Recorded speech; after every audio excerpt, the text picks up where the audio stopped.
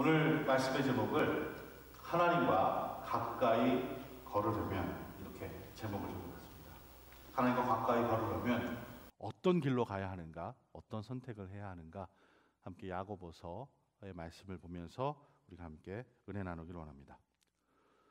결혼한 지 꽤 오래된 한 부부가 있었습니다. 그 부부가 차를 타고 어딘가를 가고 있었습니다. 차를 타고 가고 있는데 옆 차선에 아주 젊은 커플이 탄 차가 지나가고 있었습니다. 신호에 걸려서 마침 두 차가 같이 서 있고 그 나이 드신 부부께서 옆에 탄 커플을 볼 기회가 생겼습니다. 보니까 역시 젊은 커플은 가깝게 있더라고요. 그래서 이 젊은 커플이 서로를 기대고 있는 모습이 눈에 들어왔습니다. 운전을 하는 남자가 오른손을 쭉 뻗어서 여인의 어깨를 쫙 두르고 여인은 머리를 남자에게 이렇게 기대고 있었습니다. 그랬더니 이 아내가 남편을 바라보면서 얘기합니다. 우리도 저랬는데. 그리고 살짝 비난의 목소리로 말을 이어갑니다. 왜 우리는 차를 타고 갈 때 서로 껴안지 않고 저러지 않는 거죠? 그러자 남편이 미소를 지으며 운전대를 꼭 잡고 이렇게 얘기합니다. 난 안 움직였어. 남편이 움직이지 않았는데 남편이 비난을 당하는 그런 이야기죠. 우리가 하나님께로부터 멀리 떨어져 있는 느낌이 드는 것은 하나님께서 멀리 가신 것이 아니라 우리가 하나님께로부터 멀리로 움직인 것입니다. 하나님으로부터 때때로 멀어져 가는 것은 바로 우리들이죠. 하나님은 우리로부터 결코 멀리 떠나가시지 않습니다. 그렇기 때문에 우리가 하나님께로 나아가야만 합니다. 사도 야고보는 우리에게 권면합니다. 하나님을 가까이 하십시오. 그러면 하나님께서 여러분에게 가까이 오실 것입니다. 우리가 오늘 읽은 본문은 바로 이 결론으로 이야기를 합니다. 결론이 다 났으니까 여기서 말씀을 마칠까요? 사도 야고보는 결론만 이야기하지 않습니다. 결론이 이러니 당신네들이 알아서 하십시오 이렇게 얘기하지 않습니다. 하나님을 가까이 하십시오 라고 말하는 것, 그리고 그것을 듣는 것은 참 중요합니다. 하지만 하나님을 가까이 하는 것을 실천하는 것은 전혀 다른 일이 됩니다. 어떤 목사님께서 그의 이민 목회 20년을 회상하면서 글을 쓴 것을 보았습니다. 미국인 교회를 빌려서 처음 예배를 드리기 시작했을 때 예배를 드리고 나면 친교실에 모여서 담배 피우는 사람들이 있었대요. 또 담배를 펴도 좀 예의를 지켜가면서 피워야 되는데 다 남의 집 빌려서 쓰고 있는 사람들이, 남의 교회를 빌려서 예배를 드리고 있는 사람들이 그 친교실 담배를 다 핀 다음에 친교실 이곳저곳 구석에다 그냥 꽁초를 버리고 그랬답니다. 그래서 목사님이 끝나고 나면 그거 하나하나 다 주워서 버렸던 이야기를 적어놓았습니다. 또 교인들이 모여서 속회 예배를 드리는 가정이 있다. 그러면 그 가정을 방문하면 이렇게 함께 먹을 상을 맛있게 차렸는데 그 위에 이런저런 술병들이 놓여 있던 것을 기억하셔서 썼습니다.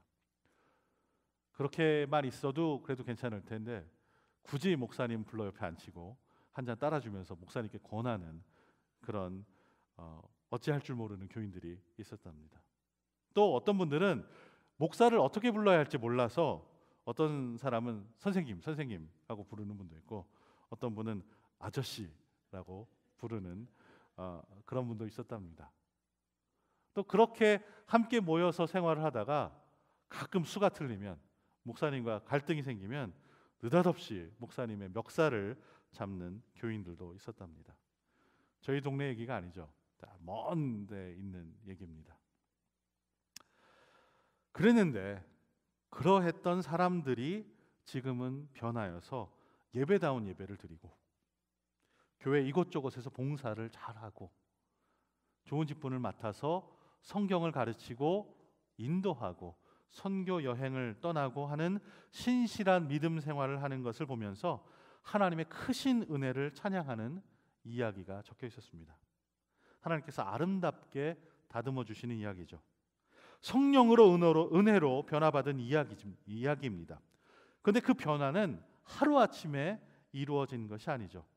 그 목사님도 20년의 경험을 녹인 이야기니까 꽤 오랜 세월이 지난 이야기입니다.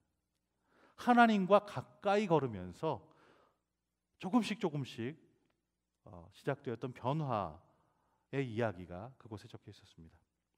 주일 아침에 여기에 나오신 여러분 모두는 하나님과 조금 더 가까이 걷고 싶어서 여기에 나온 줄로 압니다.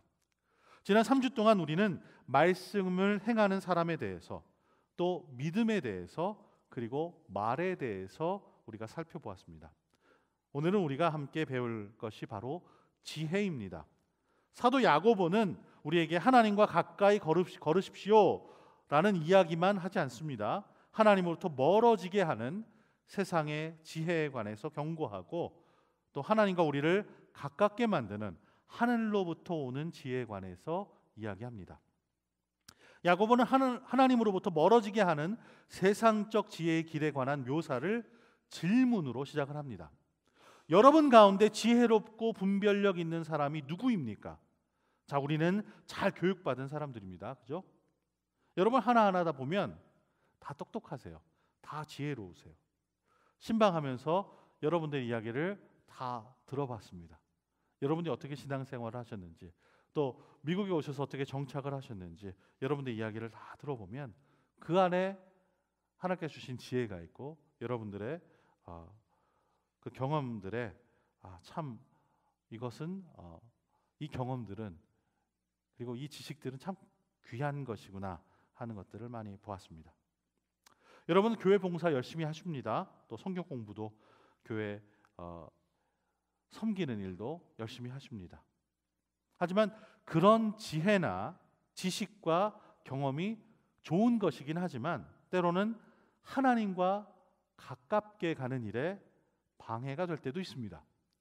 사도 바울은 그런 지식이 사람을 교만하게 한다, 마치 풍선이 부풀어 오는 것처럼 사람을 부풀려서 교만하게 한다, 이렇게 얘기합니다.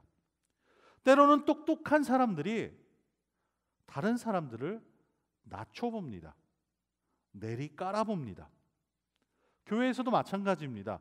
어떤 그리스도인들은 자신들이 성경에 대한 지식이 남들보다 더 많다고 해서, 또 교회 전통에 대해서 더 많이 알고 있다고 해서 그렇지 못한 사람들보다 자신들이 더 잘났다, 더 거룩하다라는 착각에 빠져버립니다.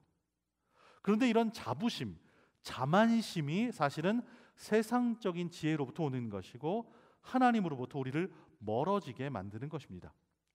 이와 같은 세상적 지혜가 우리를 시기하게 하고 이기적인 사람들이 되도록 부추깁니다. 논리적인 것으로는 많은 것이 더 좋습니다. 많이 가지고 있으면 좋죠.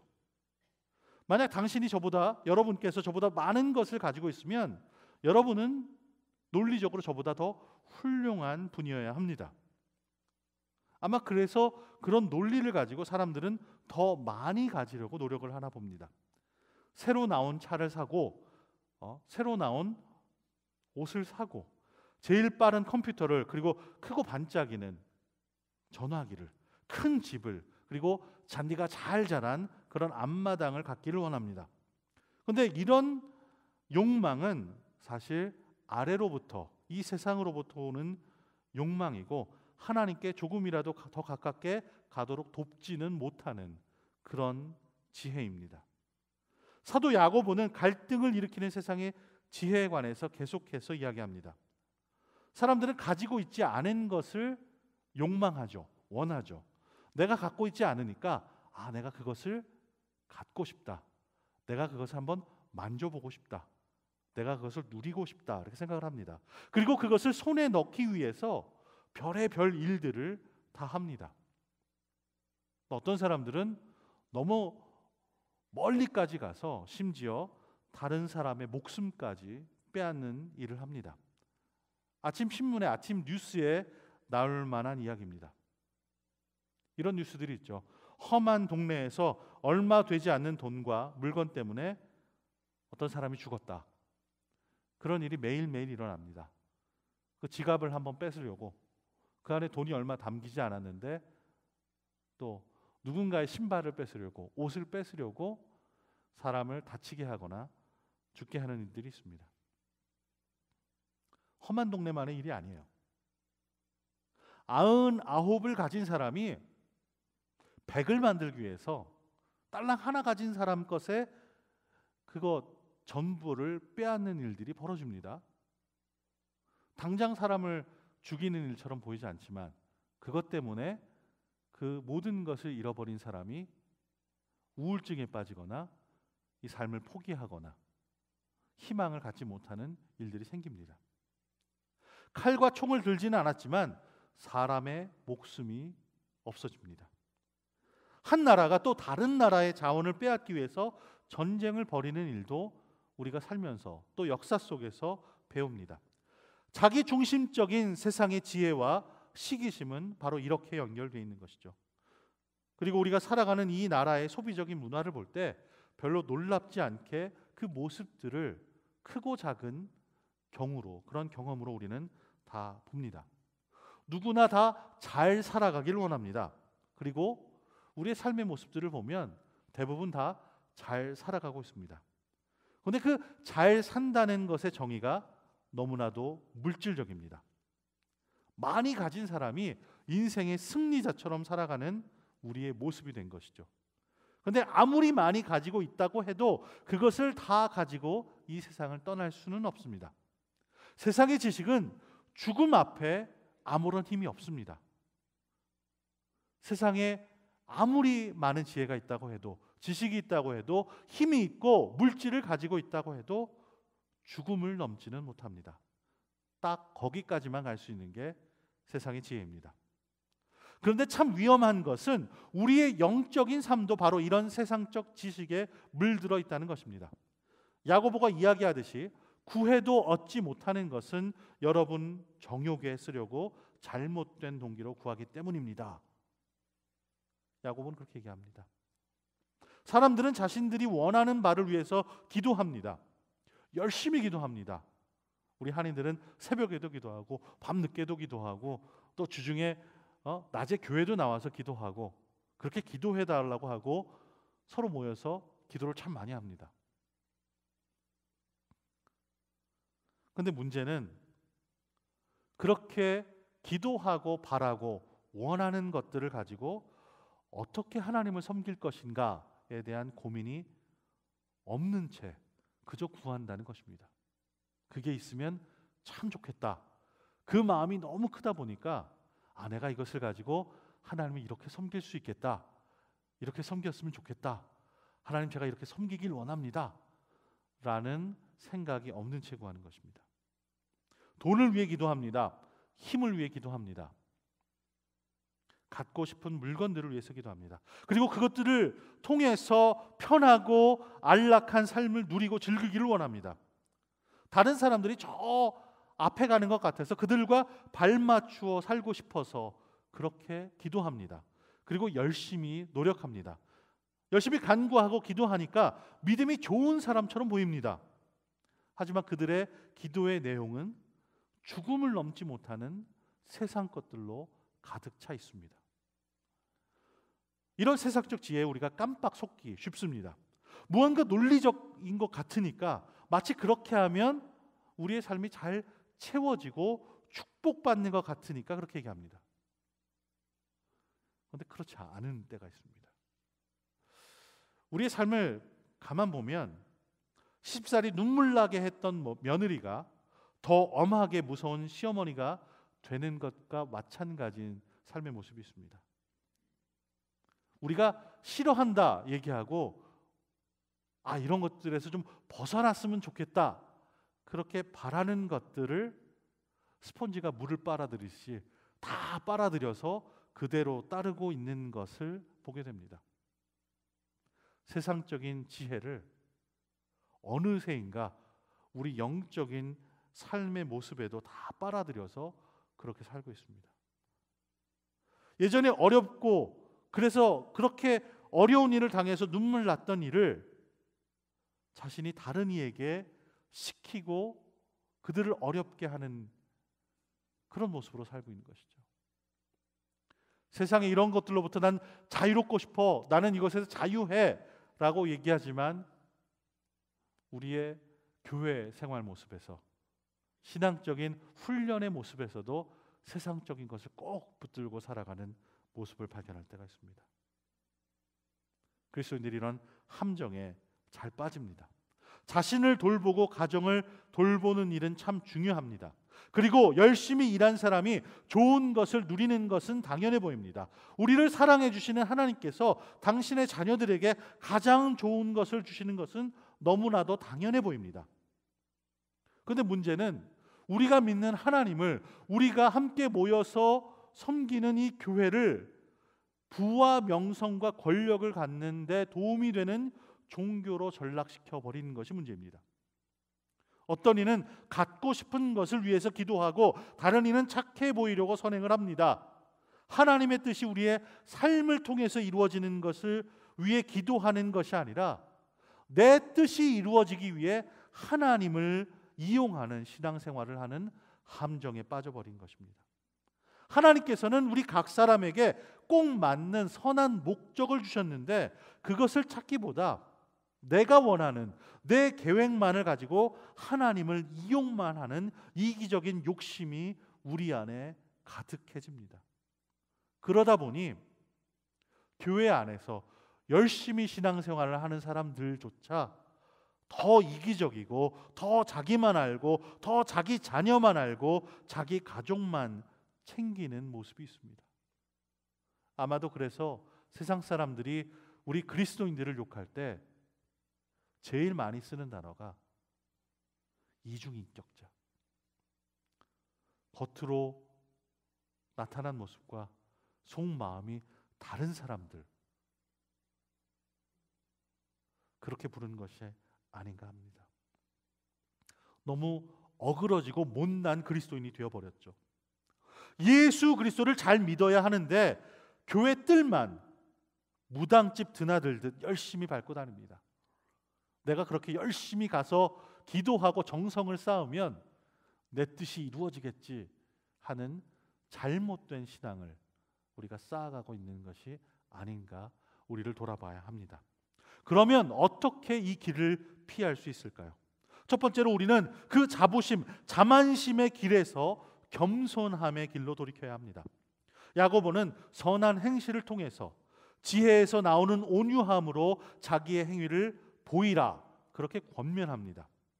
여기서 행위로 믿음을 보이라는 그의 권면이 반복됩니다. 진리의 말씀에서 나온 선한 행위가 바로 말씀을 행하는 사람의 자세입니다. 우리가 열심을 다해서 하나님 앞에서 겸손해질 때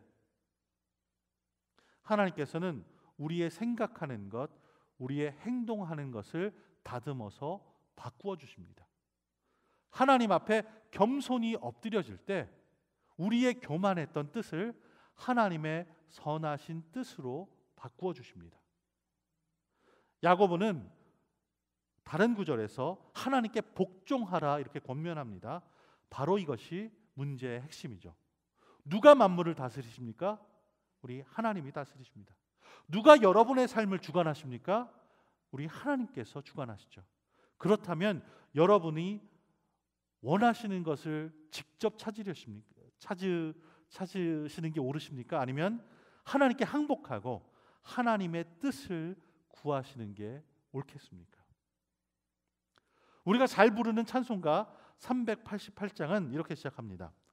내 주를 가까이 하게 함은 십자가 짐 같은 고생이나 내 일생 소원은 늘 찬송하면서 주께 더 나가기 원합니다. 하나님을 가까이 하는 삶이 기쁨이요 감사지만 그러나 항상 평안하고 즐거운 것만은 아닙니다. 때로 주위 사람들로부터 핍박이 있고 환난이 따르기도 합니다. 하나님을 더욱 더 열심히 섬기고 그를 기쁘시게 하는 삶을 살고자 할 때 우리는 세상으로부터 욕을 먹기도 하고 비난을 받기도 합니다. 하나님께서 기뻐하시기 때문에 시기하는 세력들이 괴롭혀서 그렇습니다. 그러니 그런 어려움을 당할수록 내가 바른 길을 가고 있구나, 그렇게 생각하십시오. 흔들리지 말고 똑바로 걸어가십시오. 구약시대의 제사장이 하나님의 임재의 상징인 성소에 들어갈 때, 곧 하나님께 가까이 나아갈 때 그들은 성소 밖에 있는 물대야에서 손을 씻고 들어갔습니다. 하나님께 가까이 나오기를 원하는 사람은 세상에 살면서 불의하고 부정한 옛 모습을 깨끗이 씻고 하나님께 겸손한 모습으로, 마음으로 나아가야 합니다. 성경은 두 마음을 품은 자들아 마음을 성결케 하라 권고합니다. 두 마음을 가지고서는 하나님께 가까이 나아갈 수가 없습니다. 세상에 마음을 반쯤 걸어놓고, 발 하나 잘 걸어놓고 하나님께도 반쯤 걸어놓고 사는 사람은 아무리 육신으로 하나님의 성전에 예배를 드리러 간다고 할지라도 하나님께 가까이 나아가는 사람이 결코 아닙니다. 그들은 먼저 세상에 걸어놓았던 마음을 버리고 온전히 전심을, 온전한 100%의 마음을 하나님께 드려야 합니다. 자동차를 타고 가다 보면 자동차 뒤에 범퍼 스티커들이 이렇게 붙어 있어요. 때로는 재미있는 것들이 참 많이 있습니다. 그 중에 하나님은 나의 부조종사 이렇게 붙여 있는 게 있어요. 영어로는 God is my co-pilot 이렇게 붙여 있는 게 있어요. 처음에 딱 언뜻 보면 멋있어 이렇게 생각할 때가 있어요. 하나님이 나와 함께 하시니 얼마나 든든하겠어요. 그죠? 어딜 가든지. 맞는 얘기인 것 같은데 의도는 참 좋습니다. 근데 의도는 좋지만 뭔가 좀 잘못되어 있어요. 여전히 조종사가 삶의 모든 걸 결정하죠. 하나님이 나의 부조종사면 내가 모든 걸 다 정하고 하나님이 나를 돕는 사람이 되는 거죠. 조종사가 부조종사보다 훨씬 더 높은 계급이니까 위에서 명령을 내리고 가라 오라 하면 다 따르는 게 부조종사입니다. 부조종사는 그냥 옆에서 명령을 받고 돕기만 할 뿐이죠. 우리가 진리를 제대로 안다면 하나님이 내 조종사입니다, 나는 하나님의 부조종사입니다 라고 해야 옳은 말일 겁니다. 아마 그렇게 쓰면 이 범퍼가 꽉 찰 것 같아요. 그죠? 아마 그래서 짧게 쓰니라 그렇게 쓴 것 같습니다. 하나님은 명령하시고 우리는 그 뜻을 따르는 사람들입니다. 하나님을 가까이 하기를 원하는 사람들은 오늘 말씀에 보면 형제를 비방하거나 판단하지 말라 그렇게 권고합니다. 왜 형제를 비방하거나 판단해서는 안 된다라고 말씀합니까? 형제를 비방하거나 판단하는 것은 율법을 비방하고 판단하는 죄를 범하는 것과 똑같습니다. 우리에게는 하나님의 말씀을 판단할 권한이 없습니다. 다만 겸손함으로 말씀에 순종할 뿐입니다. 하나님 말씀하시는데 하나님 저건 잘못된 말씀이야, 내 생각이 더 옳아, 그런 존재가 마귀입니다. 하나님이 얘기하는 거 들었지만 내 생각이 더 옳아라고 주장하는 것이 바로 그것입니다. 누가 여러분의 삶의 조종사입니까? 누가 여러분의 삶을 끌어가고 지켜주십니까? 여러분은 무엇을 쫓아 살아가십니까? 자기 만족과 자기 위로로 이 세상의 지혜를 따르십니까? 여전히 다른 사람이 부럽고 시기하는 마음이 여러분 속에 있으십니까? 가지지 못한 것을 간절히 원하고 그것을 어떻게든 가져야겠다, 여러분 그런 쪽에 손을 뻗고 계십니까? 화가 나고 이 세상이 미워서 다 뒤집어 엎고 싶은 그런 마음이 여러분 속에 있으십니까? 아니면 하늘로부터 내려오는 지혜를 따르시길 원하십니까? 겸손하고 겸허한 삶을 살기 원하십니까? 성결, 화평, 관용, 양순, 긍휼의 선한 열매를 지금 맺고 계십니까? 편견과 위선에 맞서 선한 싸움을 싸우고 계십니까? 여러분 만약에 나중에 이야기한 질문들에 네 그렇습니다 라는 대답을 하셨다면 여러분은 바른 길을 걷고 계신 것입니다. 만약에 아직 그렇지 못하셨다면 야고보의 경고를 오늘 지금 들으십시오.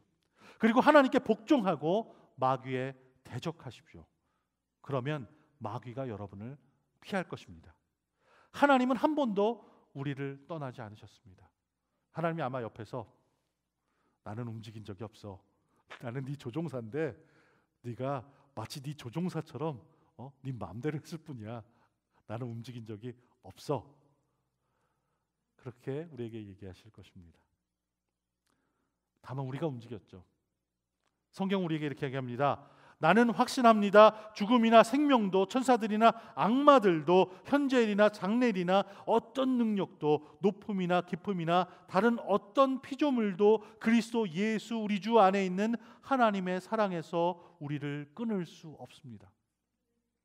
이 세상에 그 어떤 것도 우리를 하나님의 사랑에서 끊을 수 없습니다. 이 세상에 어떤 것도 그렇게 하지 못합니다. 그러니 우리를 기다리시는 하나님께 가까이 가십시오. 그러면 하나님께서는 여러분에게 성큼 가까이 오실 것입니다. 하나님과 가까이 한 걸음 한 걸음 걸으시는 저와 여러분 되시기를 주님으로 축원합니다. 기도하시겠습니다.